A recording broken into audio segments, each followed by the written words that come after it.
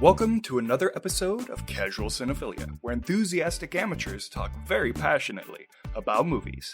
I'm Ian. I'm Lorian, and today we are talking about An American Pickle.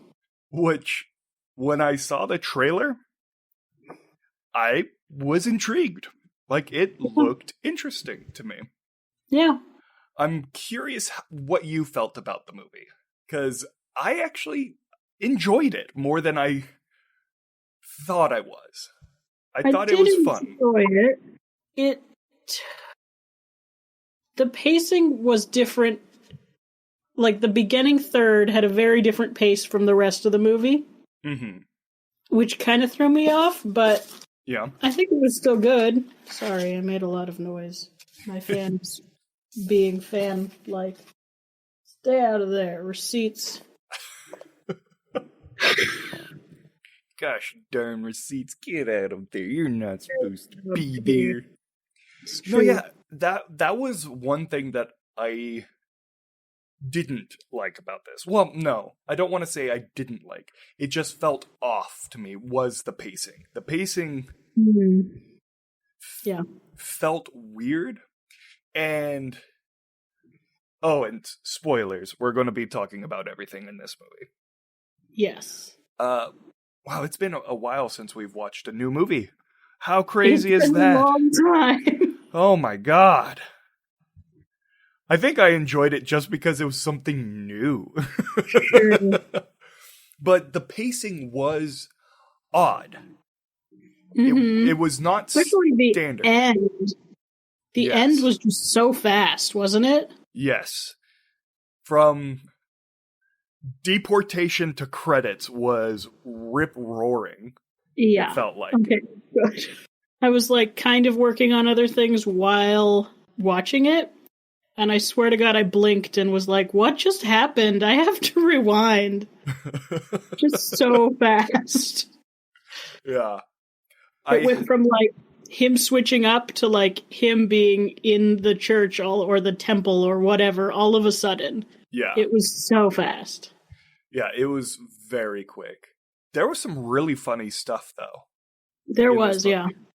I laughed out loud more than I have in a lot of Seth Rogen's previous films. I'm not a big fan of his comedy style. Like, sure. he has some funny ones out there, don't get me wrong. But I'm just not the biggest fan. And this one, I don't know, the comedy style was very, I don't want to say nuanced, because it was not nuanced. But it sure. was more nuanced than he's been in the past. Sure. And I don't know, I just really liked his fish out of water style, his acting choices and writing choices with the character Herschel. I thought that was like really fun and funny. Yeah. But yeah, there was just something about the pacing that kept me from truly enjoying it. Yeah. Because I would agree. I think that was the biggest problem for me. Yeah. Because the first third was, like, I would say the first act was decently paced. The second act took way too long. Yeah, I agree. And then the third act felt like it was 3 minutes long. Yeah.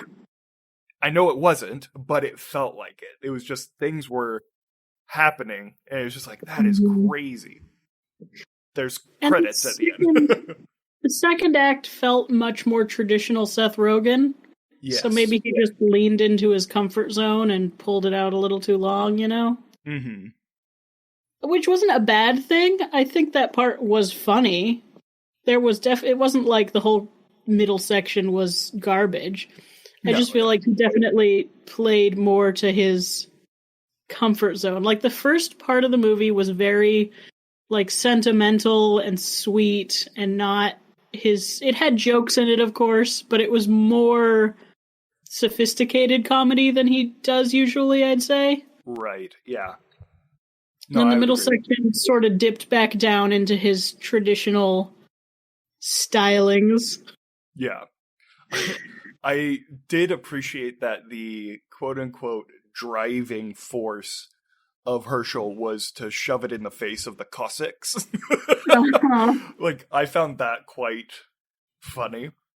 But Mm-hmm. I would agree with you on that, where it just the first act was very sentimental, and the second act just wasn't. Yeah. It was borderline slapstick. There was genuine slapstick in it, but it was slapstick comedy rather than sentimental comedy like the first act was. Right. Like the scene with Herschel and Sarah talking about their greatest aspirations in front of their favorite bog. It was like, that was so endearing, so cute, and hilarious. Just, it was so funny. And yet you just fell in love with these two characters. And, like, if they would have kind of kept that... I know it would have been very difficult to keep that tone through the whole film. Sure. But I totally agree with you, though. Yeah, I don't know. It was rough because it went it was sentimental, and slapstick, then back to super sentimental. Like, from the temple scene on is super sentimental and, like, genuinely heartfelt. Like, that final scene at the gravestone was really, like, emotional. Like, for especially for a Seth Rogan film, like, it was super emotional. Yeah. It just didn't feel like it fit with the entire second act. Right. Yeah. So maybe they just needed to water down everything across the board, which I think would be a shame, because I think it really was... I think the first act was a really special vibe he managed to find there. Yeah. So I guess I agree with you. It would have been really difficult to do, but it would have been nice to have at least a thread of that sentimentality running through the second act to pull the third act back in. Yeah, so I've been kind of chewing on it for the last day, and I was just thinking, the way that I think it could have felt better was not introduced Ben Greenbaum until midway through the second act. Sure. Let him kind of stumble onto stuff on his own for a bit. Yeah, allow him to discover the world has changed through his own eyes and find it scary and or strange and different, and he misses his wife, and just have him go through that emotional arc and then introduce the only remaining family member, and then allow that relationship and conflict and remove half of the sabotage. Like, we don't need most of that in there. If anything, literally the only sabotage they really needed was the health inspector, I felt. Right, I agree. But it got a little repetitive. I also would have liked to see... I know they mention it at the end that they're going to start the pickle business together, but I would have liked to see a little bit of that, or, like, strides toward that in the movie. Yeah. Or just a small epilogue, you know? Yeah, like a little credit scene would have been nice. But there was nothing. It just ends. It was... that was another thing. It had a very abrupt ending, I felt. It did. It ended on... Because the third act was so fast. Yeah. I mean, just like... I felt the emotional note that they left on was definitely great. Yeah. But it was just like... The feeling I got was, right. Like, that just release of tension, just, Oh, it's over. Yeah. And credits. Okay. But yeah, one thing that I did want to talk about was actually the cinematography. I am getting more and more blown away at how they can do either in-camera trickery or digital doubles to get the same actor twice on the screen interacting with the environment that is overlapping itself.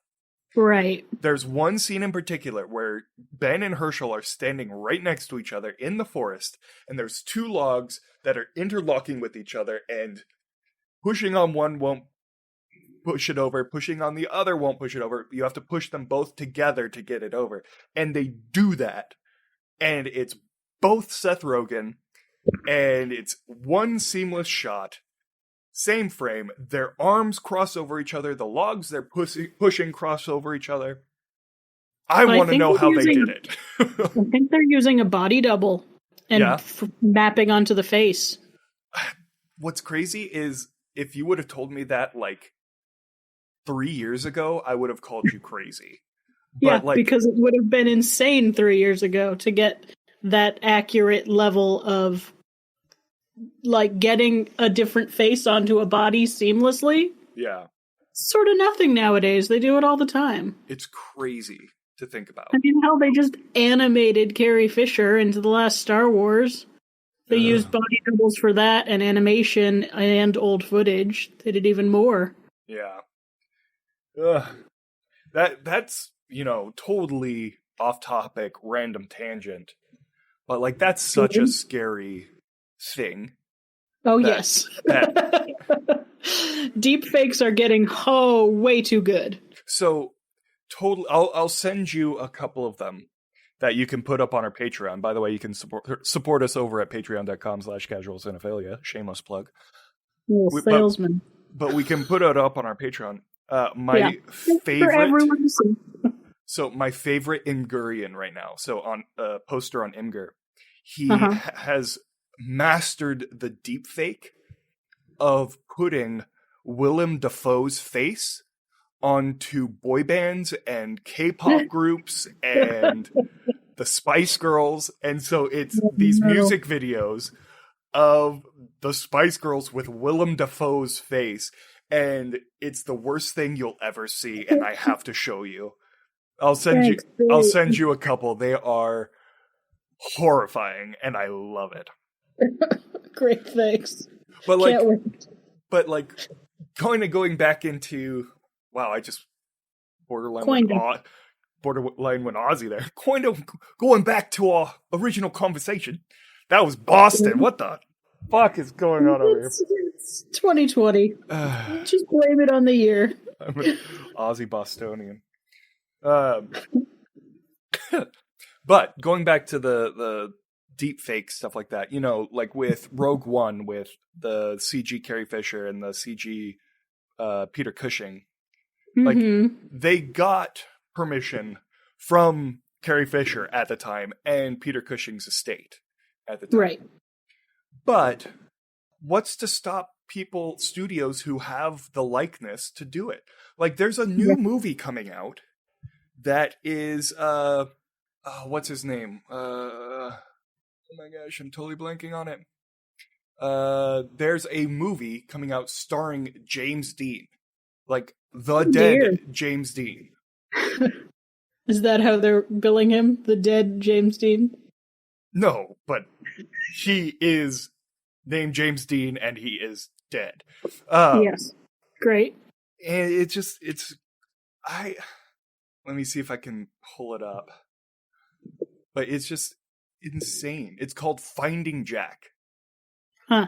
It's James Dean in a new movie 64 years after his death. And it's just like, that's literally how they're like selling this movie. That's insane. I don't know. The fact that there was not a single moment in this movie where I could tell. Right. And this is just a straight to HBO Seth Rogen comedy. Right. Not saying that he doesn't do high quality stuff, but you don't think of straight to HBO Seth Rogen movies as the pinnacle of technical graphical. Although HBO's really stepping up their game in the last few years. That is true. That is very true. Having watched Watchmen and Raised by Wolves, that is very true. I haven't checked out Raised by Wolves yet. I hear it's good. It's very good, very creepy. Every episode, I haven't watched it all yet, but every episode I've seen ends with me just kind of going, but it's good. It's good. very hardcore sci-fi. It's Sure. no, not Orson. Oh my god, why am I blinking? Did the original Alien? Ridley Scott. Yes, Ridley Scott. I almost said Orson Scott Card. I was like, not the Scott, it's Orson but Scott Card. Also strange choice. But it was the Scott that got me. I was caught on the Scott. That sounds like a horrible indie band. Caught on Scott. Mm-hmm. Yeah, it does. So I was looking at the Rotten Tomatoes for American Pickle. Yes. And the critics gave it a 75, certified fresh. Mm-hmm. Viewers gave it a 47. Huh. Which is strange to me. I wouldn't have gone 47. I don't know if I would have. I would agree with 75. Like, yeah, low to mid 70s. I feel is a appropriate score for this movie. I didn't really read any of the user reviews because they're usually uninformative. But right. But even on IMDb, their user scores is 5.7 out of 10. So it just seems like the user views are lower on this, which I find interesting. Yeah. I wonder why. Maybe it's I wonder if it's mostly people wanting Seth Rogan who didn't want sentimental, or if it's people who saw the trailer and wanted sentimental and got too much Seth Rogan. It could be a little column A, column B on this one. Right. But yeah, I mean, I don't have much more to say about it other than, I mean, if you like Seth Rogen, but would prefer his stuff to be more sentimental, right. This is your movie. No, I thought it was good. I thought it had a cool message about, generational prosperity, I guess. Mm-hmm. It had some cool things to say, which is more than a lot of his movies can boast. Yeah. Well, it also had some pretty good things to say about, like, the American public as well. Mm-hmm. Like, definitely. Just some of the things that happen in this movie are ridiculous, but not outside the realm of possibility if you've been paying attention to 2020. Right. Like, it's just kind of crazy how fickle people are, And this movie kind of goes into that quite a bit with the public. Sure. And it was an interesting take on it. Yeah. Oh my gosh, I'm being attacked by my puppy dog. Puppy. She wants attention. She's a good puppy dog. Puppy. She's gotten so big. Like, since I last saw her? Yeah, she's gotten, like, so big. Dang. Like, you probably saw her when she was, like, 28, 29 pounds. She's, like, 37 pounds now. Dang. And it's, like, pure, like, speed muscle. She can run so fast. Pure rascal weight. Ask me how fast she can run. How fast can she run? So fast. She can run so fast. She is ridiculously fast. Oh my god. She's just like shoving her toy into my chest. I locked the cat out of my room. Oh, poor Cortana. Has Cortana had any revenge or vengeance poos lately? Not that I know of. Well, that's good. Or bad. Exactly. It's good for now. It's bad if I discover I was wrong later. Although usually her vengeance poos are like visible. Fair enough. And she wants you to see her vengeance. That we will see them. Like, you will witness my vengeance. Oh my god, yeah. You are being ridiculous right now. So needy. So, do you have any final thoughts about An American Pickle? I liked it. Go, if you have access to HBO, I'd check it out. It's not very long. No, it's what, 90 minutes? Yeah, right around there. Yeah. And I mean, I'm pretty sure if you have Comcast, you get HBO Max for free. So if you got Comcast, you can watch this movie. Hooray. Hooray. But yeah, I mean, I think my final thoughts were, although I felt there were some definite errors in pacing and some just strange choices. Sure. I enjoyed this movie. I thought it was fun. I thought it was endearing. I thought that Seth Rogen did a great job acting off of himself, which I agree, is not easy to do. Sure. So I mean, I got to give him kudos for that, because him being able to play off of himself was flawless. Like, there wasn't a moment where it felt awkward. It would have ruined the movie if he'd had awkward moments. He really did that well. Yes. I agree. So, good job with that. But yeah, I mean, I would say it's just a great straight to HBO movie. So if you want to watch it, go for it. It's got my recommendation. Do we want to talk about what we're watching next? Yes. Our next episode will be coming out in October. And since it's October, we're doing Halloween movies. Spooky! Spooky! So we're going to be talking about Hocus Pocus. Hocus Pocus, which is your choice. Which is my choice. The spooky movie for the first time. And then the episode after that, I will be picking one. But we'll save that reveal for next episode. So meet us back here for our Halloween episodes. Do we want to thank our patrons now? I think we should. Probably. We like them. They are pretty nice. Jenny, Jake, Pam, and Graham. Jenny, Jake, Pam, and Graham. Jenny, Jake, Pam, and Graham. I'm pretty sure they're like the coolest people in the world. So it feels nice shouting their names out.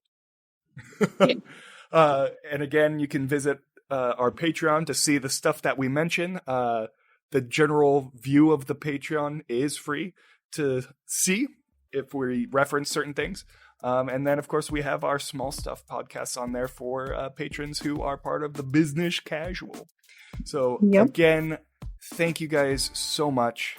And on that note, this has been another episode of Casual Cinephilia. Thank you for joining us. Bye.